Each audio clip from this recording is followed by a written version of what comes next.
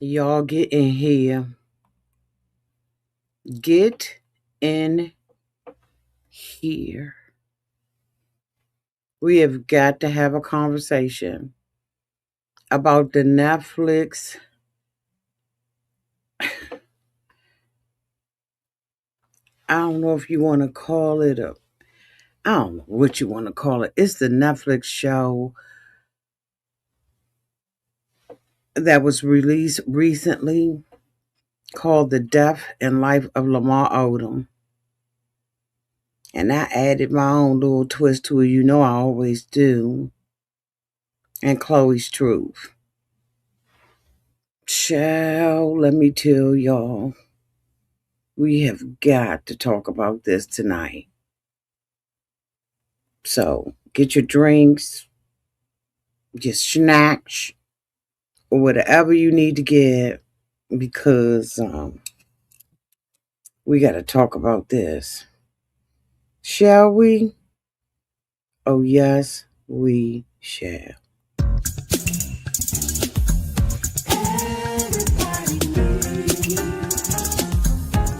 A sweet old auntie. Thank you, subscribers, to my nieces and nephews, and all of y'all who have been here through the long haul. Shall we get into it? Oh, yes, we shall. It's time for Auntie Advice. Sweet old. It's time for Auntie Advice. Oh, yeah. It's time for Auntie Advice.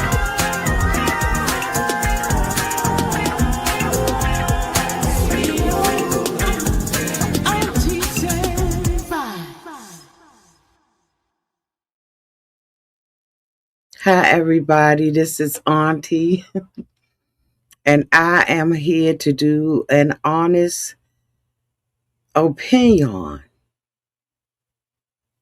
of the Netflix series. Well, it's not a series, y'all. It's just a biopic, I guess.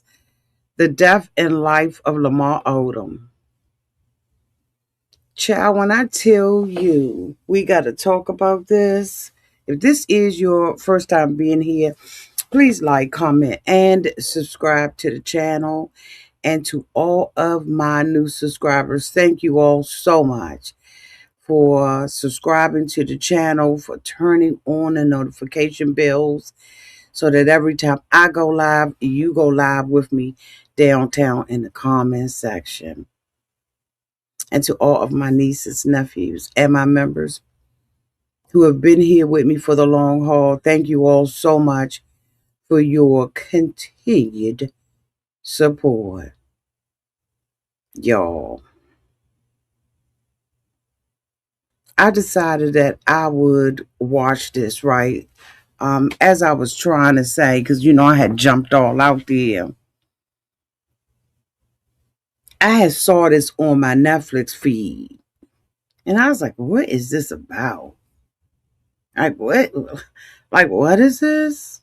Hey, Yazelle. Hey, Gamma Marie. Want to shout out my members real quick, y'all. Hey there, Tamika Carter. Hey, Yazelle. Hey, Yolanda. Y'all, let's get into it without further ado. I got my notes, so I'm not going to be able to see everything y'all saying. Okay, so please forgive me, y'all. So when we opened up this episode, it started with someone like in therapy. They were saying, breathe through your nose, feel it inhale, don't let it go. And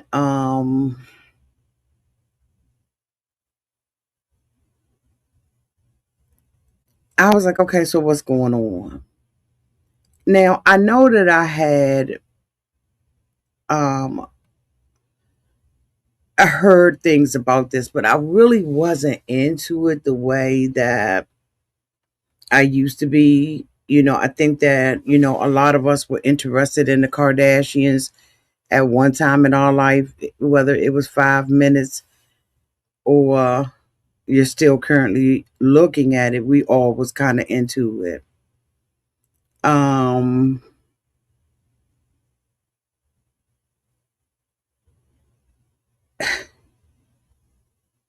I don't even know how to start this, but I am. So there was always something underneath, right? Something unresolved. Because even at the highest level, there were always problems for coaches to tend to. The league itself reflected that relationships like Kobe and Shaquille O'Neal were always on again, off again. They had tensions that never really disappeared, right? Let me turn my ringer off. Okay, it's off. And while all that was happening, trades were happening too. And one night, the announcement came that the Los Angeles Lakers had agreed to a trade deal. And it appears that everything changed from there. There were new players, young players, people with something to prove, according to Kobe, unknowns everywhere. But Lamar had already lived through some change in his life. He had been a Clipper, then gone to the Heat, then back again, and he knew what it meant to move, to adjust, to look around, and to think, damn, that looks good over there. Still, he kept going. There was always a sense in the beginning of community teammates supporting him, it feeling like family. And Lamar liked that. He liked teams, according to the coach. He liked belonging. And even back then, people were drawn to him. He had um, what they call charisma, even if they didn't call it that. He could charm people without even trying. And so Kobe's story on Netflix, The Death and Life of Lamar Odom, um, I'm sorry, did I say Kobe? I meant to say Lamar. His goes all the way back to Queens. His family told the story, right, of how his mother Kathy was going to name him Lamar. But someone stepped in and said, no, name him Lamar. And that name stuck. But his home life wasn't stable. His parents' marriage was strained. His father struggled with drugs, coming around maybe once a month, giving money and then leaving again because he didn't want to stop using the drugs. His mother was different. She was cool, down to earth, pretty, tall, and then everything changed. Lamar went on to talk about a time when they were up in the Poconos. He said they were coming back from it, coming home when she was complaining about her stomach hurting. And at first, it didn't seem like it was much, but between going to the hospital and coming back, she became someone else, he said. He said she was so thin because she had lost so much weight. He said by January, they had diagnosed her, and by July, she was gone. And at this time, Lamar was only 10 years old. And so that loss of his mom never left him. He picked up basketball and held on to it. He stayed up all night shooting, watching the clock, putting in those hours alone. And basketball became his way, right? By the night came back, he was 6'7", and then he grew again to a whopping 6'9". He was at the Christ, the King High School, and he wasn't just good at basketball. He was considered one of the best in the country. Class of 1997, dropping a whopping 35 points in the city in championship game. The attention started coming, headlines, recognition, and then Rhode Island college life. But the college life didn't slow him down. He would go back to Queens, see his friends, move between two worlds. And during one of these visits, everything shifted again. A relationship turned into a pregnancy. So it was a girl named Destiny, and they were young. They was like 19, 20 years old, and they were basically kids themselves, right? And family. But Kobe, Lamar wasn't always present. There were too many distractions, too many people around him. She felt like even simple moments felt like, off of her. Um, she gave an example about her daughter's baptism where someone was introduced as the godfather, and she said she had never even met the person before, right? So, still the future kept building. The 1999 NBA draft came, family everywhere watching. And when his name was called, the Los Angeles Clippers select Lamar Odom, he had already said to himself he wanted to be with any team but the Clippers. Now, this is being narrated by his baby mama, okay? But that's where he went. So, Los Angeles came fast, Hollywood pressure, exposure, and he told her, you need to come with me. I want my family with me. At that time, she had had two kids, right? A girl and a boy. And they moved into a penthouse. They had a new life, but that life came with a cost. Lamar was always gone, according to her. He was always busy. He was always learning some new schedule that never slowed down, and the stress was basically building in the relationship. And then one more thing happened. He left the Clippers and went to Miami, and then came their baby Jaden. So Jaden, they said, was a curious baby, always looking around, always awake, waking up every 2 hours, every 2.5 hours, exhausting but meaningful. And something told her to appreciate it, to hold on to that moment. Because at this point, she already has two toddlers, and then she's having this baby. And when you a mom and you having, kids back to back, just about stair steppers, right? When you bring that other baby in, that's extra, on her. And she said something just told her to freeze and hold on to the moment. So then came the day that stopped everything in their lives. They were in New York for a funeral. The morning came, and she said something just felt off. She had mentioned to Lamar that the baby hadn't woken up. And, they was like, that was unusual for, baby Jaden. They went upstairs, they turned him over, and his lips were blue. And so she screamed. She said, call 911. The firefighters came in. She described it as they grabbed him like a football and ran him to the ambulance. And at the hospital, the doctor came in and said, I'm so sorry. There was no explanation, no clarity. Their baby had passed away from sudden infant death syndrome, undefined, undescribed, always with no answers. But that moment did not bring them closer together. It pulled them apart. Lamar, of course, being a grieving father, went back to work. She stayed, and the basketball became everything to him. It just became something else for him to run after, not just passion, but survival, something to fill a space that couldn't be filled. And there were moments he thought maybe basketball would make him feel better. And then came the Lakers. His agent called him and said, hey, they want to sign you. And he couldn't believe it. And so now his life was different. Being a Laker meant Hollywood, fame at another level, TMZ, attention everywhere. And then came Khloé. Lamar and Khloé met at a party. She didn't even know who he was. She said he was at the party, right, with a plastic bag. And she asked him what was in the bag, and he said it was candy, and she did not believe him.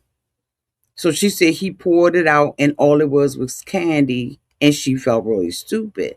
And they connected fast. Lamar described their relationship starting as we was together the next day, then the next day, then the next day. And within 30 days, they were married. Y'all, weren't we shocked?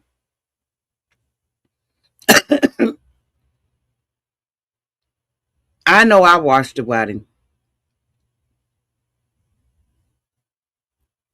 because at that time it wasn't nothing but Ryan Seacrest and the Kardashians. So at that point in my life, I was looking at stuff like that. Y'all let me know if y'all was looking at it as well. They got married 30 days after they met each other. Everybody who was a who's was there. The world watch, auntie watch, we question, we judge, but they moved forward anyway. And reality TV came with it, cameras in the house, a new kind of pressure.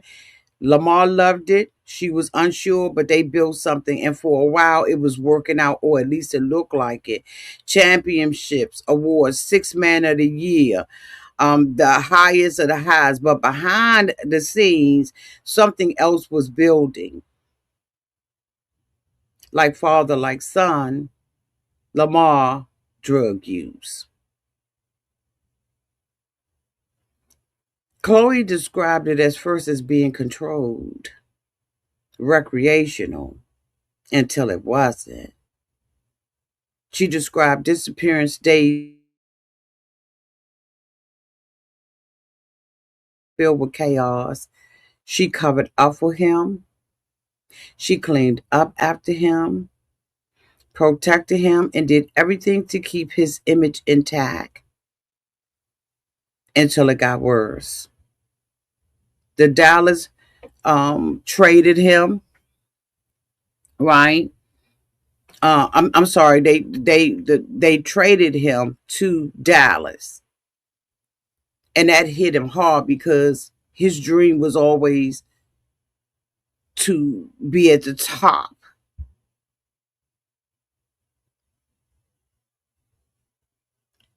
And the thing about it was, when he found out that he had been traded, he found out on the radio. And of course, like anybody else, I would imagine, he felt betrayed. He started spiraling. His drug use became monstrous, like out of control. Painkillers, cocaine, locked in a hotel bathroom for days, no sense of time. His performance started dropping. He was getting fattish. Okay. He had several rehab attempts, interventions, ultimatums, and nothing was holding. We watched Lamar, those of us that were into basketball, we watched him go down and down. He looked tired, wasted, done and through. So they go on in this movie and say that, around Monday or Tuesday, they said it was a slow day at the little brothel. They said Lamar had already been there about 2 days already. Just wasting away, wasting money, just doing what he wanted to do, just on binges of using drugs. Staying in a separate house behind a brothel. He was in the kind of place reserved for people who was making it rain, spending their money. Then suddenly a woman ran in screaming for help, y'all.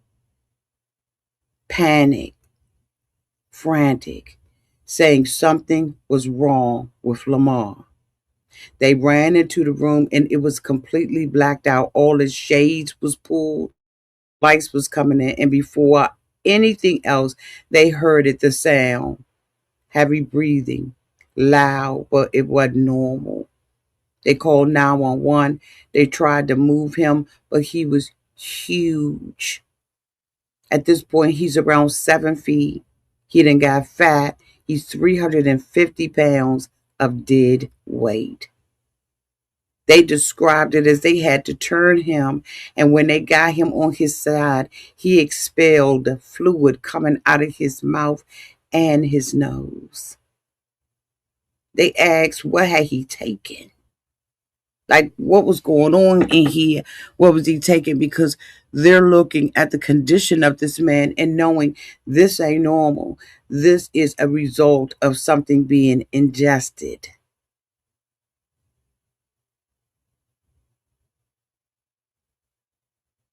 They said that he was known to be a cocaine user. He had used cocaine 2 days prior, but then they said that there were these pills too. It was a packet of a sexual performance pill. So they asked how many of these did he take, and the young woman said that she believed he had taken 12 of them in one sitting. They said that the package said that he was supposed to take one every 24 hours, not 12 in one sitting. So the EMTs arrived, three of them, but even they could not lift him normally. They had the guy described it as they had to get a fitted sheet, each of them grabbing a corner, carrying him out manually. They couldn't even put him on a gurney. And when the sunlight hit his face, they thought he might just be dead. And then, of course, everybody went into panic, into survival mode, and Lamar was rushed to the hospital. And of course, y'all know it do what it do. News started moving.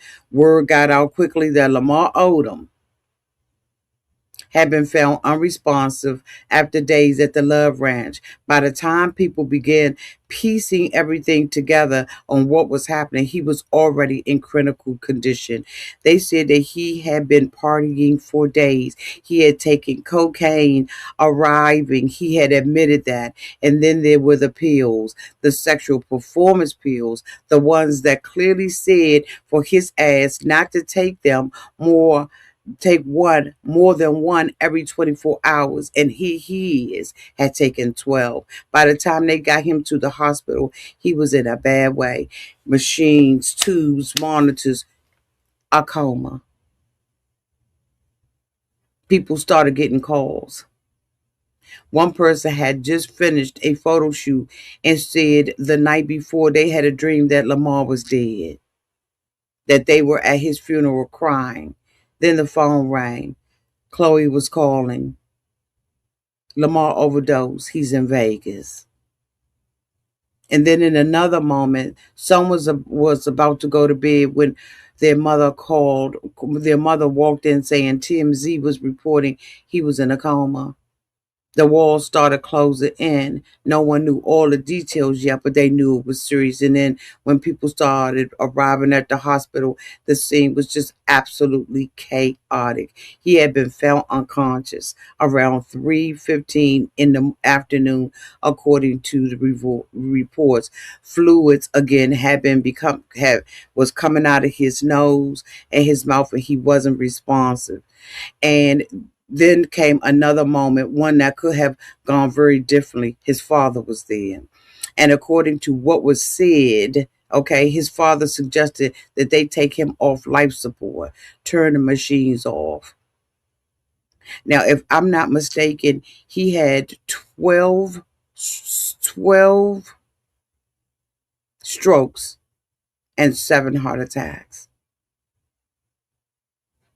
So the way the story is being told, mhm, is that while all this is going on, they're trying to make a determination what to do. At this period of time, Khloé and Lamar were going through a divorce. Some are saying that she held that up so that she could give him give him care and be the last person standing, right? The person who had power over his life and his death. Now, like I said, reports have reported that the dad woke up and said, take him off life support, turn the machines off. And that Khloé stepped in and said, I'm still his wife. Because like I said, their divorce hadn't been finalized yet. So legally, she was the one who could make that decision. And she made it clear she was not going to give up on him. His condition was severe. His lungs had collapsed. There was brain damage, particularly on the left side. Doctors said that there was maybe a 10% chance that this particular surgery that he might die. He might die on the table.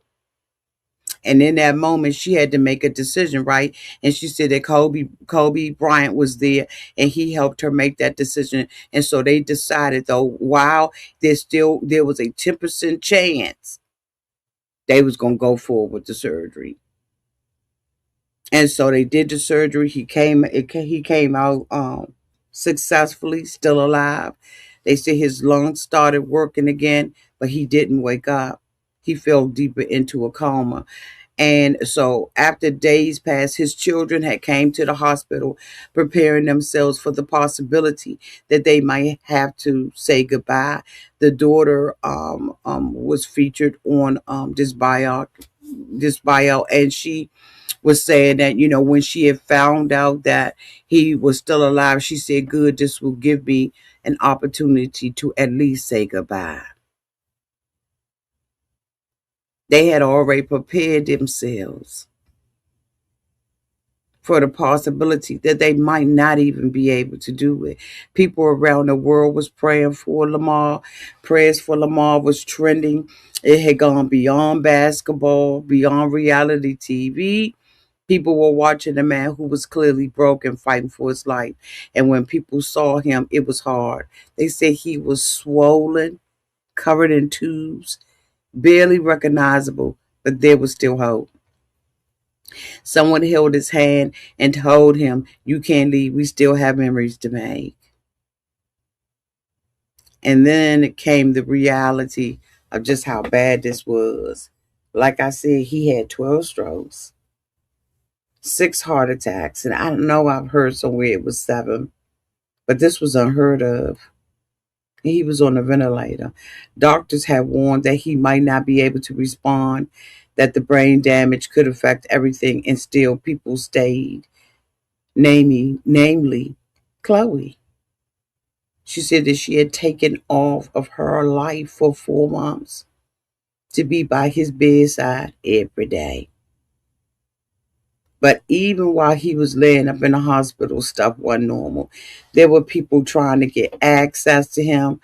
Some of them were pretending to be staff, and while others was trying to get into the room, at one point they realized that some of the people who had made it in were actually drug dealers trying to collect money from Lamar, going through his belongings. And that's when Khloé locked everything down.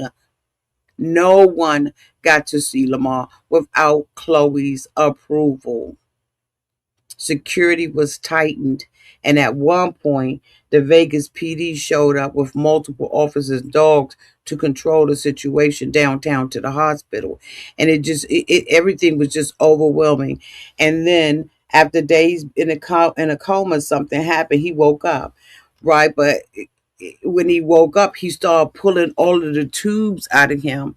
And in this series, he talks about having a scar. I believe he said it's like right around here, where that's the proof of him pulling all of these tubes out of him.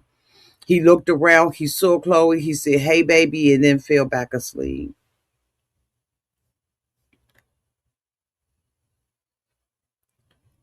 That moment, that confusion, that it was exactly what happens when someone comes out of a coma. Nothing makes sense. The body doesn't respond the way it should, but it was a sign he wasn't gone. He was moved to Cedar Sinai in Los Angeles, and the recovery process began. And we see him going through therapy. There was even a a video of Khloé showing him a picture and telling him that this was his son. So his recovery wasn't easy. He couldn't walk. He couldn't talk properly. He had to relearn everything: basic movement, speech, even understanding simple things like hot and cold water.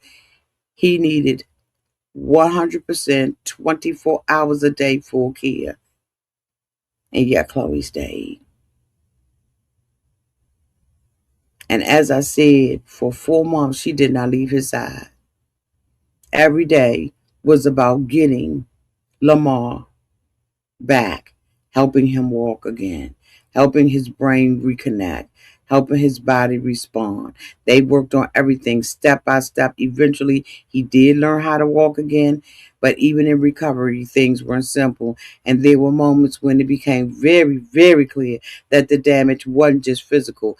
After being discharged, he couldn't function independently. He needed a home, a caretaker, a chef, everything structured around him so he could continue healing. And then one day she walked into the house and smelled some. Khloé indicated that she indicated several things. Let's just go ahead on and get into it while we're here. Shall we? She said that Lamar always wanted to be more than what he was, right? And I'm just paraphrasing. And he told her that he wanted to make sure that they used the word cocaine and not crack, because one was bougie and the other one was ghetto. I'm paraphrasing. So he didn't want to be associated with the word crack. Even through this whole thing, and I know that you all notice who have watched it, he kept saying cocaine. He even talked about sniffing it, like off of a table. No, not according to what Khloé and others are saying. It's amazing that you are so stuck up on your self image, wanting to be something in the eyes of other people that you weren't in the eyes of those who were around you. But Khloé said after all the stuff that she was doing for Lamar, she walked into her own house and smelled crack. She described the smell of crack as something you will never forget it when you smell it. Because she said it's a god awful smell. She said it's a smell that you cannot mistake when you are smelling crack burning in a pipe. So she said she moved carefully, quietly, went upstairs, and found him sitting on the edge of the bed, using again. After all this time of rehabilitation, being in a coma, suffering multiple strokes and heart attacks, and you smoking crack.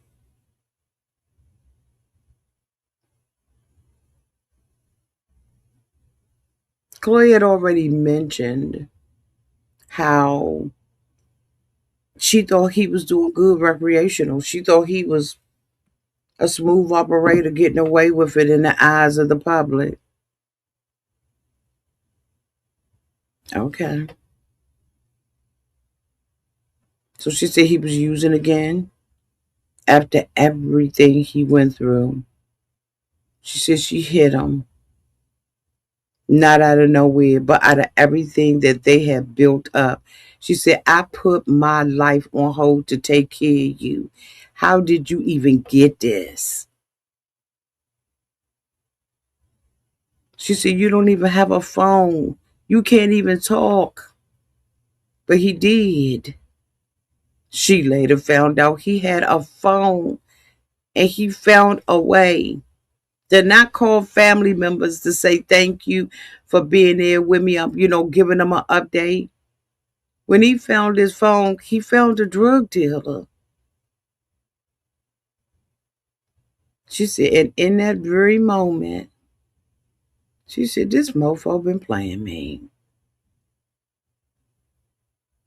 He been still continuing this same lifestyle, continuing in this downward spiral, continuing in this cycle. And she said for her, that's when she made a decision. She said by Monday, you out of here. I'm done. I'm not paying for anything else. It was sad because when they were going through the process of talking about their life and we saw this whirlwind engagement and like I said, them getting married in 30 days, that he had implied, at least to Khloe, that he married her for stardom, he married her for fame. And I don't know, how many of you all have had watched the show, but they really were cute together. They had problems like every other couple, right? But the interaction between the two of them just seems so damn genuine. And to have it all taken away over a crack pipe, according to Khloe. She said she told him, I don't even want to speak to you again. And she filed for a divorce. She had filed before, right, in 2013, then withdrew it when he overdosed. But she said, not, I ain't got this to do. This time, Khloe was absolutely done. And even after all that, his story didn't stop. He moved around, showing up at events, going to games, appearing in public, but there were still questions. How, after everything, did he still have access to drugs? Why would anyone he said, why would anyone give him drugs, knowing what he had been through?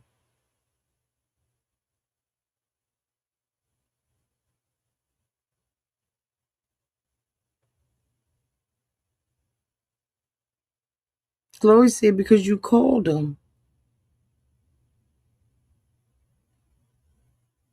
Throughout this, throughout this thing, there were a couple of things that just kind of made me go, I think one of them was the relationship that his baby mama had with Khloe. She did not want her kids to be around them. They had talked about one of the championship parades that the kids were excited about attending. The mom went on to say that they was at school and was like, yeah, we're not coming to school tomorrow because we're going to the parade.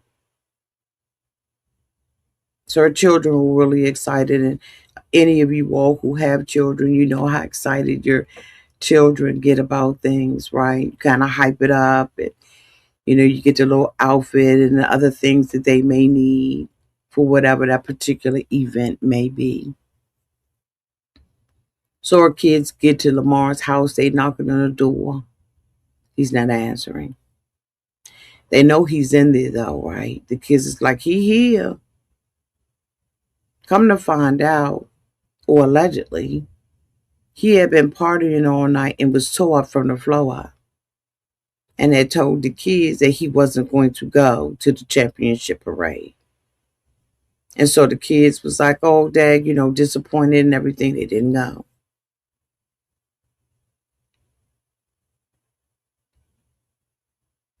Then his manager comes and tell him, take a shower and a shave. You go into the parade. You cannot not be there. So here the kids are at home and they watch the parade. And guess who they see? Their daddy. There were a lot of things that were said and that were done where I kind of questioned a lot of people's motives. For instance, and I know that this may seem very normal to some, but it wasn't normal to me for some reason. When they interviewed the son, he didn't really talk about the relationship, in my humble opinion. Not to say that he didn't. Maybe that, was on the editor's floor. I don't know. But he said, I was glad when my dad was married to Khloe, and I love going around them at Christmas time because they gave out good gifts. While the sister is struggling being around them, period. Khloe had mentioned in she had mentioned that one time he was using and she asked him why he was using, right? And he said because June was a rough month. That's the time when he lost his child. So he would, use. No, you using, in my opinion, the whole entire time. Don't put that on the loss of a baby. Now, granted, I'm sure that both him and, the baby's mom went through some things, but don't put that, your drug use,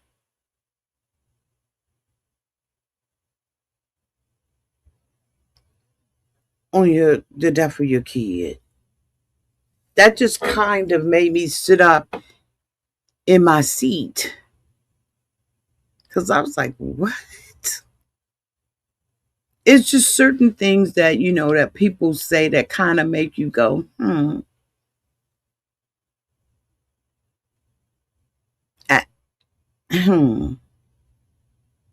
And then at the end, out of all the things that he went through and all the things that Khloé did for him, and I'm not saying that Khloé didn't have her mess with her. Don't get it twisted. Not a big fan.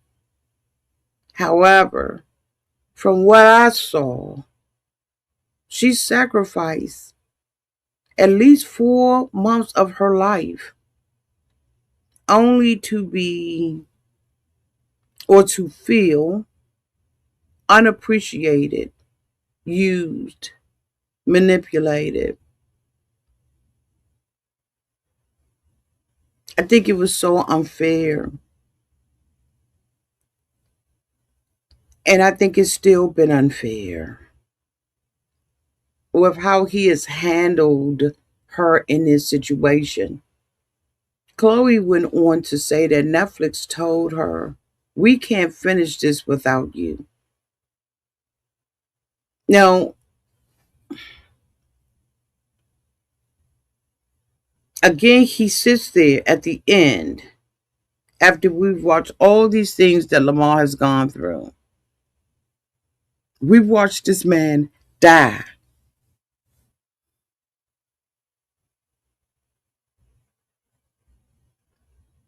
And he sits at the end of the documentary and says, why would anyone give him drugs knowing what he has been through? That is absolutely not taking responsibility for your actions.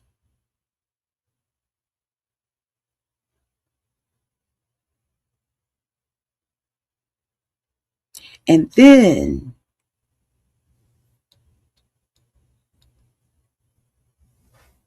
I began to think that his truth, it's not that simple. Because at the end of the day, addiction isn't simple. I'm a witness to that.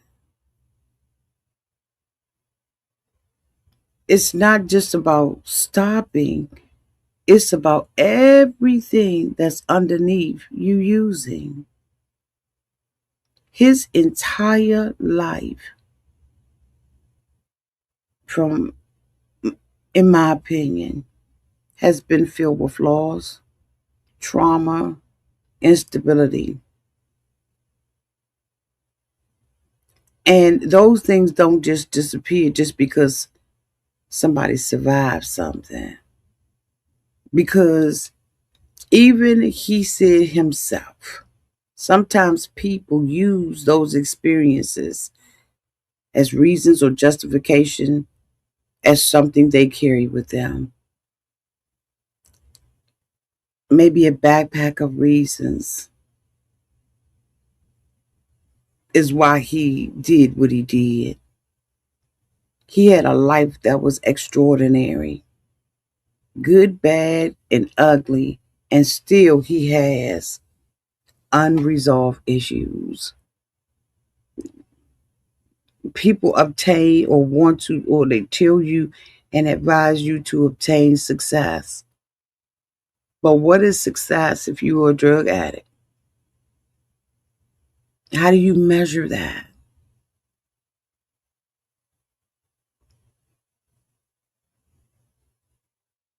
And then to drag Khloé. So this man survived 12 strokes and 6 heart attacks, and he was spared. He talked about at the end wanting to go back to school, to coach, to do something different with his life. He acknowledged that basketball had both solved his problems and created them. He gave himself a way out, but it also brought fame, pressure, things he wasn't ready for. And even now, years later, the story doesn't fully close because at the end of it all, after everything he went through, everything that happened, there's still that moment, that line, that mindset. At the end of this documentary, he said, "Yo, let's go to Vegas, bro. I'm going to get married to somebody in Vegas."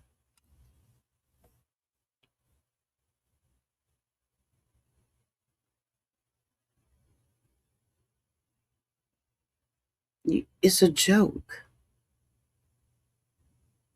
You made a funny and a ha ha.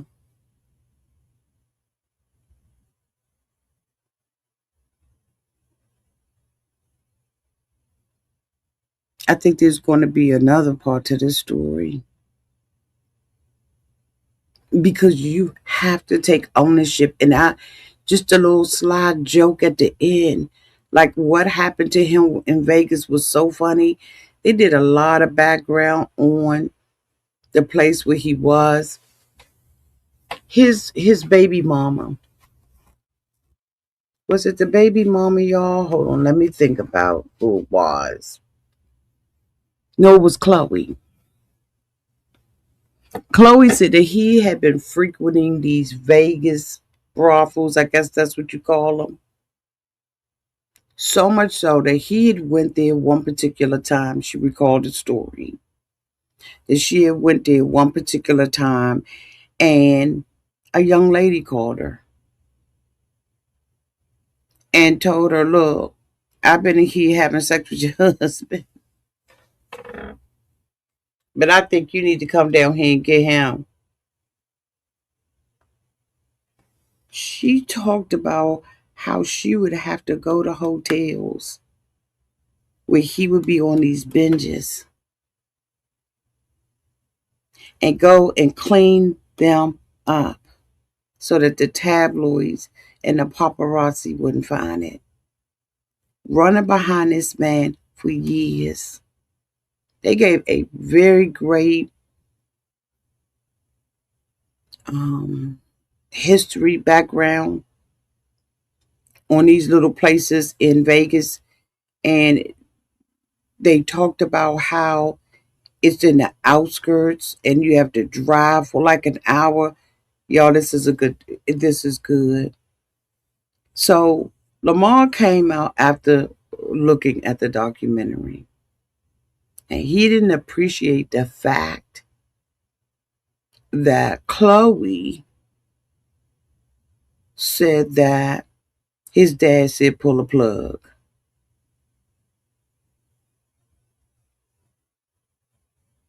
So he beefing about a comment she made,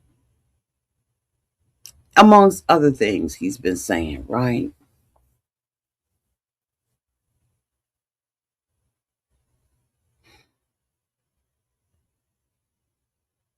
Now, mind you, She did this for him. So Khloé and her girlfriend Malika.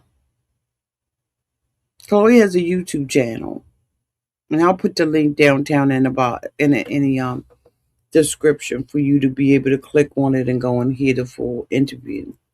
I'm gonna sum it up for you. So Khloé started off already irritated. She said not only was she irritated, but she just tired. Tired in a way that sounds like she's been here before and doesn't want to go back to the bull. She admits right away that she hasn't really watched everything, and it's not because she's avoiding watching it, right? For no reason. It's because she's already lived this with this man. For her, she expresses and believes that that chapter isn't just something to revisit casually. She said it was dark, it was sad. It's something she doesn't need to feel the need to continue to reopen. But Lamar wanted to do this, and so she said, okay. She said it bothers her um, that there's an assumption from people who thinks that she enjoys talking about it. She said, like, this is something that she want to wake up and continue to relive. So she shuts that down immediately. She said, "No, this was traumatic. Every time she talks about it, she has to relive things that were not fun in her life, things that were painful. So no, she doesn't feel like doing that. But people keep sending her clips and TikToks and commentaries and opinions. And so she started explaining, right, how she got pulled back into all this in the first place. So she says that clearly she was asked. She said it came from Lamar Odom or his team. They reached out and asked her to be part of the documentary. At first, she didn't even want to do that. She sat with it, thought about it, questioned it. And if she was going to do it at all, she wanted it handled the right way. So she wanted it to be positive. She didn't want it to go down the road again. Still, she took her time, months. She didn't just jump at it. Now, as I said, Netflix had told her already that we could not continue this story without you. And in addition, a lot of the stuff that we want to speak with you about or want to discuss, Lamar's not going to be able to answer that question because he was Has Cootie Brown, and half of it he just barely made it through. So they needed to know those early months when he was in a coma. He could not speak to the things that were going on around him, going on with him, etc. Moreover, he couldn't even talk about what was going on when he was binging out. So Khloé says she didn't rush into doing this documentary. She said she even questioned herself what would be the benefit for her. Well, how would this benefit her? She said people was already asking her about this constantly. She said at some point she felt like she was over it. That chapter was done in her life. She was good. He was good. Everyone needed to move on. But then she said Netflix came back and they told her they couldn't complete it without her, that her part, her chapter was necessary. She said, so she didn't do this. She didn't get any money. And she makes that very clear. She was not paid one penny. She had no financial incentive, no stake in the game, whether or not the documentary succeeded or failed. She says, right up in our faces, she said she didn't care if this thing got made or not. She didn't really want to even talk about it, but she felt like Lamar deserved to have his story told fully. What y'all think about that? She even says something more important. She said he doesn't really know everything that even happened to him, which was another incentive for her to do it for him. She said there are things that he doesn't fully even remember. She said so before she agreed, she wanted to make sure that they were aligned. She wanted to speak to him directly to get him on the same page about what he wanted her to say. She had Malika, her girlfriend, to reach out to him. He never responded. She said weeks went by. They ain't hear nothing from him about it. So they followed up again. Malika calls him and say, "Hey, Lamar, Lamar, Khloé wants to do this Netflix docu for you. She wants to talk to them, but she wants to make sure that y'all have a conversation about it first." She makes that very clear. And they say, "We got receipts." So eventually they moved on and Khloé did it. She explains exactly what her role was because she said that people are misunderstanding it. She said, number one, she wasn't producing it. Number two, she was not editing it. Number two, she was not shaping the narrative. She sat down with the producers and they asked her questions. That's it, and that's all. The producers were tied to Lamar's documentary, not to her. She says she had no control over what was asked, and she makes a logical point, in my opinion. How would a producer even know what to ask if those questions weren't coming from Lamar's side? She says, so when the producer says, "I heard this happen in Vegas, tell me about that," she says she answered it.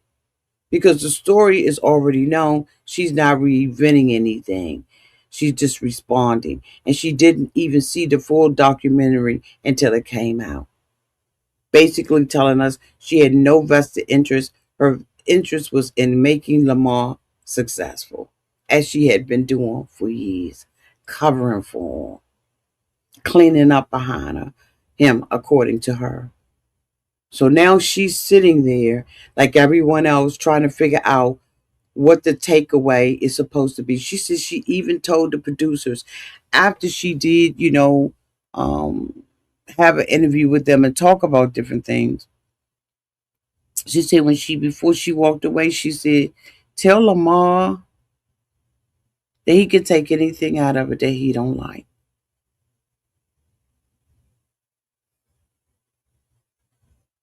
Anything that he doesn't like that I said, tell him take it out." He got full control, full editorial control.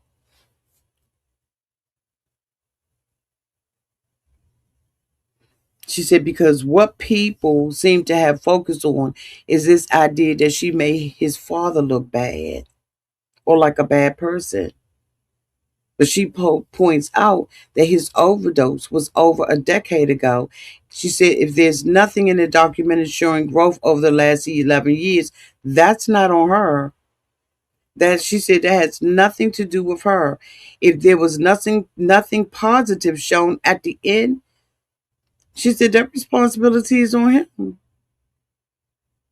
Khloé goes on to clearly say he's the one ending the documentary by making jokes, talking about going to Vegas, getting married, treating serious things lightly. And now, after all that, he does press and coming at her. She says that he has been doing press, insinuating that she's a liar, discrediting her, acting like she's the reason that he looks bad. She said, and now she's like, "Sir, you weren't there." Or more accurately, you were there, but you weren't present. You were a shell of a person, is what Malika was saying. She said, you was a shell of a person.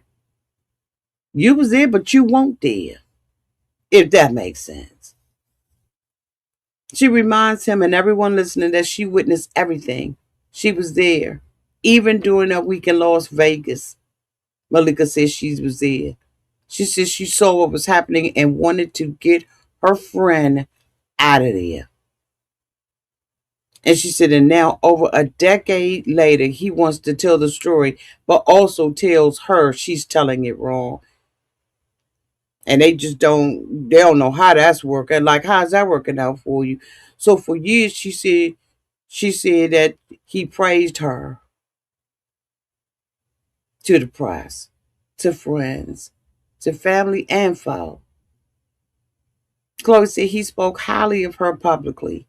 But now she believes that because the public response isn't getting him his way, suddenly his narrative is changing about her. And now she's a target. And she makes something else very clear. She had nothing to do with the final product. She said all the editing and the direction, the tone, that was all him. She said, so if it didn't land well, that's not her responsibility. Not only did she say that, she went on to say that this was the first time people really got to hear her side because she ain't never tell nobody. Now, I don't know how much that's true. Y'all let me know downtown in the comment section. But she didn't feel like it was her place to expose someone else's story. She said, but in this case, she was asked to participate, so she did. She answered the damn questions.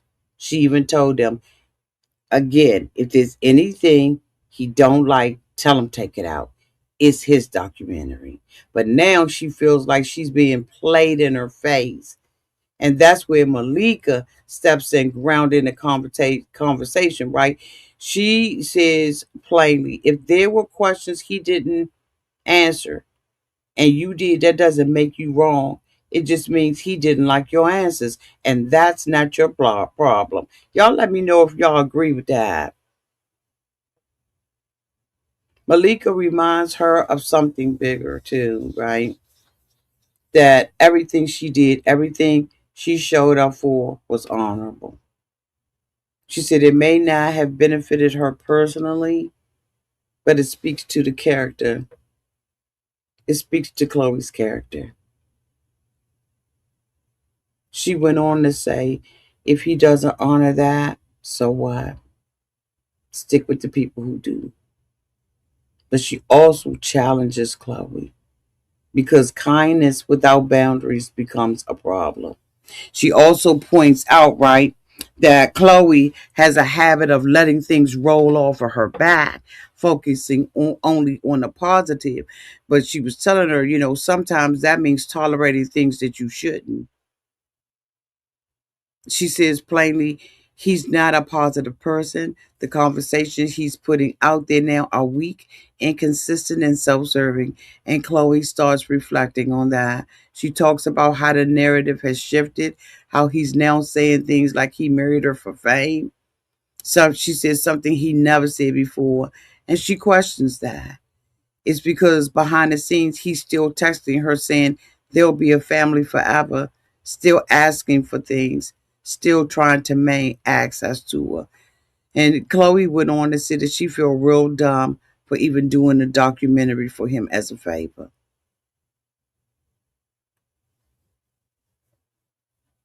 She says she spends hours of her time, emotional labor with no pay. And the Kardashians, honey, the Kardashians don't play about the money. And she said she did all that and now she's being attacked. She brings up another moment, right, y'all, where something he did involving her image that describes him as violating inappropriate, done for attention or money. And that becomes part of the larger patterns she's seeing. Someone willing to do anything for attention. And she said it now because the public is responding positively to her. She feels like he's trying to flip the narrative again and attack her to regain control of the narrative. Malika calls it out for what it is. She said people always need a villain, and Khloé often gets picked in that role. But this time, she is stepping out of it. And she says this feels like the final straw for her. She did the documentary and she's done. And as the conversation shifts, it becomes less about him and more about her boundaries, her peace. She talks about how she lives now and how she sleeps at night without stress, without worrying, without someone coming home, without chaos in her life. She even jokes that the only thing that stresses her out now is the stock market. That's what Malika was saying. Malika was like, honey, the only thing stress me out is the stock market, whether I'm winning money, gaining money or losing. Khloé says she will never put herself in that situation again where somebody disturbs her nervous system like that. She said, not ever.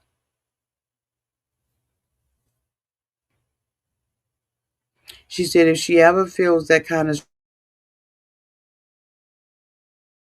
fight through it, she'll leave. No explanation, no drama, just gone.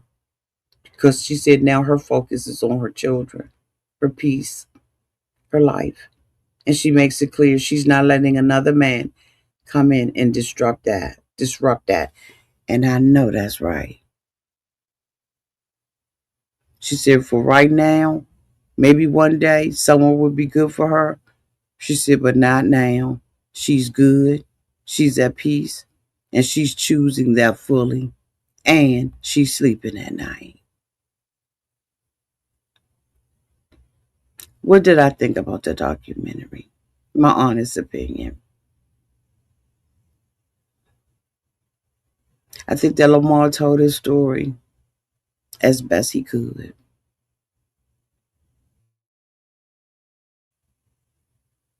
Has been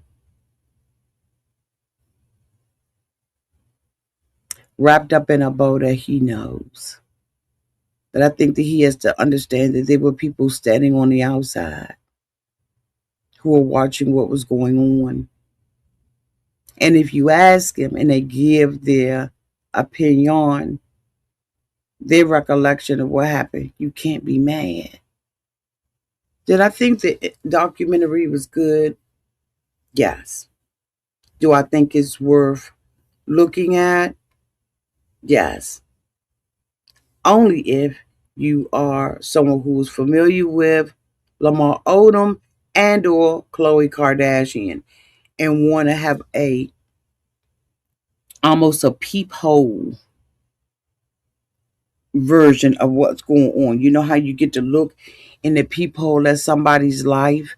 I found it very interesting. Um, I watched it in one setting, and I would recommend that you watch it if you are interested in those things. It was done well, but it really did open up the light of these flashy marriages and this wonderful life and all that. And for me, it confirms that it doesn't make a difference how much money you have or don't have. It's how you live your life that matters. It's how you do what you do with the things that you have. It reminded me that everything that glitters isn't gold. And everybody that's on television isn't happy. That they got regular, everyday struggles just like you and I. And sometimes I oddly find it refreshing to know that I don't have to I don't have to have billions of dollars to be happy. And I don't have to have billions of dollars to be sad. I just have to get up every day intentional and live the best life that I can with what I have. And that if I'm going to admire anybody, it should be someone who I can talk to, someone I can touch, and not these celebrities and these lives that most teenagers, I guess, young adults dream of. Even the other day, I was watching another subject. I was watching Megan Thee Stallion, one of the most sexiest women on God's green earth, and here she in a relationship with a man that's cheating on her. And now their business all out of the street. At first, she was getting the boo boos. And now her little boo boo heart is broken. Everything that glitter ain't gold, y'all. And if you want proof of that, look at this documentary. You'll see. They had a whirlwind wedding, whirlwind life. We enjoyed peeping in through the peephole, but we didn't know all of this that was going on behind the scenes. Live your best life right where you are. Excuse me, because you never know what these people going through. If I had to rate it on a scale of 1 to 10, what would you rate this on, D?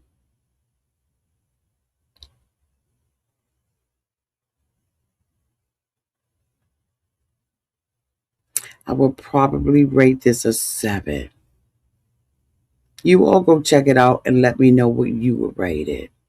If you've already seen it, let me know in the comment section. Thank you all so much for being here. I appreciate you and love you. And until we meet again, y'all be safe out there in those streets and in the water. Bye, y'all.